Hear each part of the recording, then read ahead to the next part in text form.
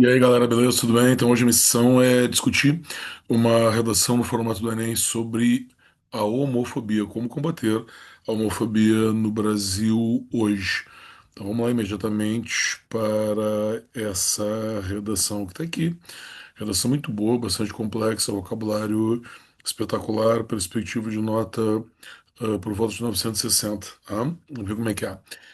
Ela diz assim, na obra Morangos Mofados de Caio Fernando Abreu, é possível observar a realidade homossexual no contexto da ditadura militar, em que a violência e a repressão vividos por essa parcela tornavam ações de representatividade, combatividade, ou combate ao preconceito inexistentes.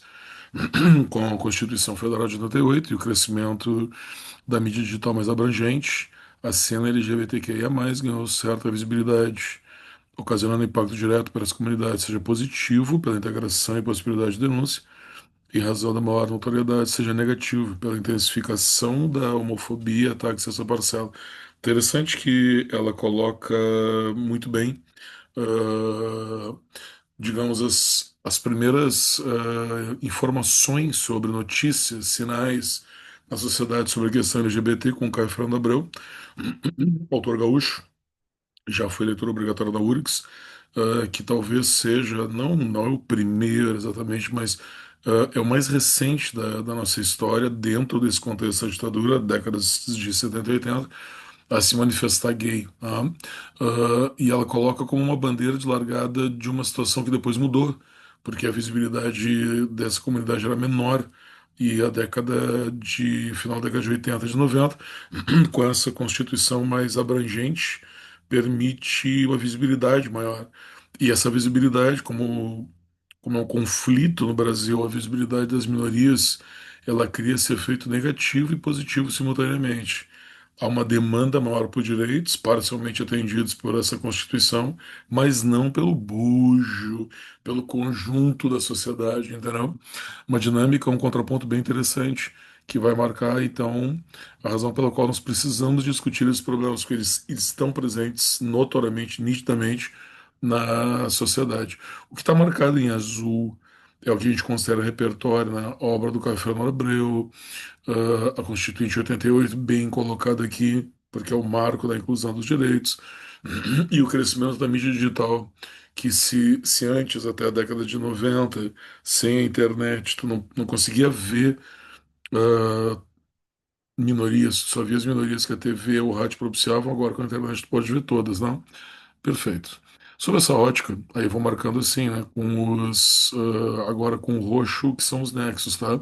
Ou os elementos argumentativos. Vale destacar o papel demagógico desempenhado pelos governos do Brasil que ou ignoram a questão gay, né?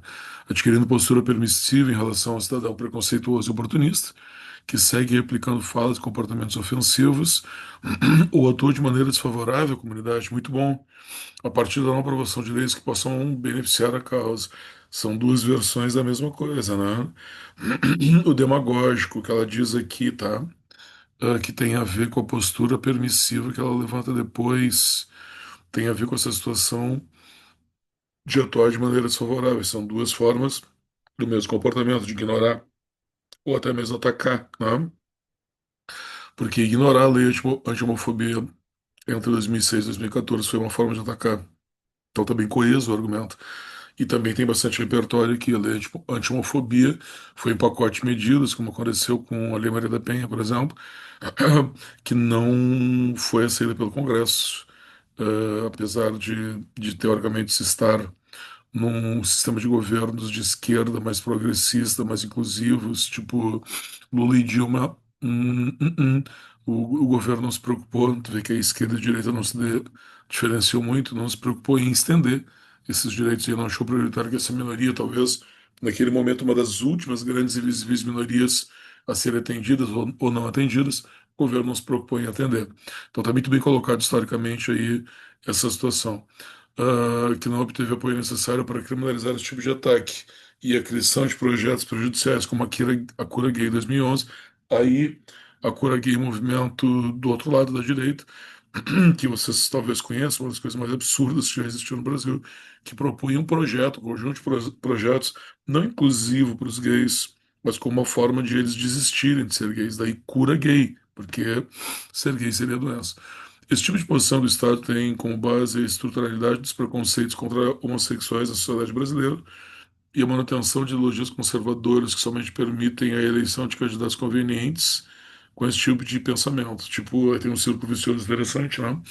Que quando o governante chega eleito, ele já herda essa estruturalidade. Pode chamar isso de homofobia estrutural sem problema nenhum.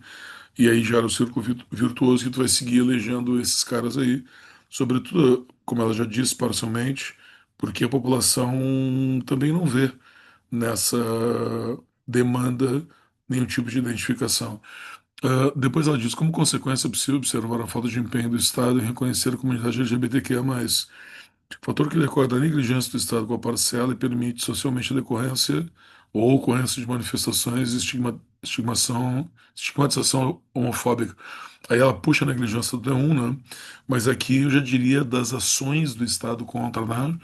Porque a negligência faz parte da atitude do Estado. Então, não é só negligência e omissão. Nesse tipo de relação contra minorias, o Estado raramente ele é totalmente omisso. Entendeu? Ele não está ali para não fazer, ele está ali para efetivamente atacar. O não fazer quase sempre é só uma das faces de também atacar a minoria. Então não era, já podia ter dado uma cutucada mais forte. Esse contexto apresenta reflexos diretos do crescimento da violência física, moral e verbal, tanto em núcleos restritos como família e amigos, né? Resultando em bullying, exclusão de homossexuais. Vejo que uma das grandes causas de o cara ir parar na rua, morar na rua, é a não aceitação da sua sexualidade pela família. Que horror. Não, não é. Quanto em espaços públicos, como escola e mídias sociais, que criança e adolescência tem o desenvolvimento ideológico influenciado por esse tipo de mentalidade, que é nítido, a misoginia cresce na escola, a homofobia cresce na escola, que desse modo se torna intrínseco ao pensamento brasileiro, gerando uma problemática irremediável, considerando o sentimento de impunidade que se cria entre os cidadãos e a falta de interesse pela mudança do cenário. Por isso que eu te digo que o Estado não é só negligente, né? Quando tu vê, por exemplo, essa situação da PEC do aborto, ou aquele Estatuto da Família, que acabou não passando, que identificava a família só como homem e mulher, e os seus seres gerados já no ato consanguíneo, assim, né? Não reconhecendo casal de pai ou casal de mãe, hoje tão comum em escola. Isso não é uma negligência do Estado, né? Isso é uma atitude do Estado contrária ao gay, né? Mas ali a observação que eu fiz sobre a ligação do D1 e do D2 é essa, né?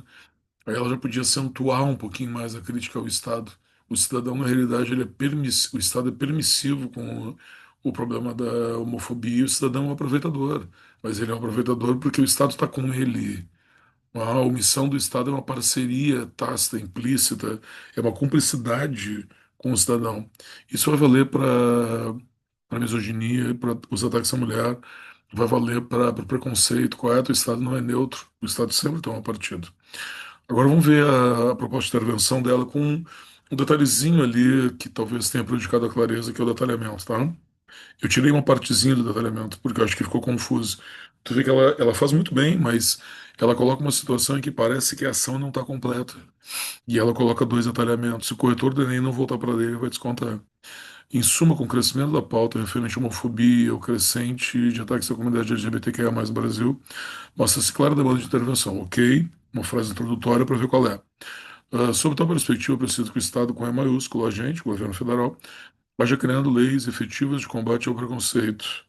Isso seria ação, mas assim parece incompleta e ela emenda a nação dizendo que punam com rigor e atuem de maneira auxiliar ações de conscientização para a população. Parece detalhamento, né? Porque tem aquele que, pronome relativo, oração adjetiva. E ela coloca o meio que devem ocorrer por meio de palestras nas escolas e campanhas públicas. Isso é claramente meio, que demonstrem os impactos sociais vividos por toda a noção em decorrência do pensamento. Aí é o detalhamento que vale, entendeu? Então, se tu voltar um pouquinho, tu vê que aquela ação tá super completa e esse é o detalhamento. Mas eu não sei se todo corretor veria isso, entendeu? Então, eu tirei 20 pontos daqui, como se um desse e outro não desse, e também da negligência do Estado ali. Ela provavelmente faria 980 mil, tá? Aí depois ela vem com o objetivo, a finalidade. Mesmo que ela não tenha usado o nexo, o objetivo é a erradicação da discriminação contra homossexuais e outras minorias em um país mais respeitoso e inclusivo, não tem aquela vírgula ali, tá? Ah, ela mata, mesmo não tendo nexo, ela mata tranquilamente a finalidade. Beleza? Muito boa redação. Tema um pouquinho aí por esse detalhe da conclusão, porque vocês estão ligados que o objetivo do corretor não é nem tirar alguma coisa. Nenhum corretor quer dar 1.000, porque 1.000 dá muita visibilidade para a redação e para o trabalho do corretor. Então, naqueles 2 minutos, os mínimos detalhes que podem ser retirados serão retirados. Por isso que a gente tem números ridículos, né? De pouquíssimas redações. A média do Enem vai ficar em anos de baixa 25, 28 redações, em anos de alta e raríssimos 60 redações para milhões, entendeu? Então, todos os detalhes devem ser muito observados, sobretudo detalhes que são cobrados bastante diretamente, como 5 itens da intervenção claros. Beleza? Mas essa redação estava top, parabéns para quem fez. Meu aluno lá.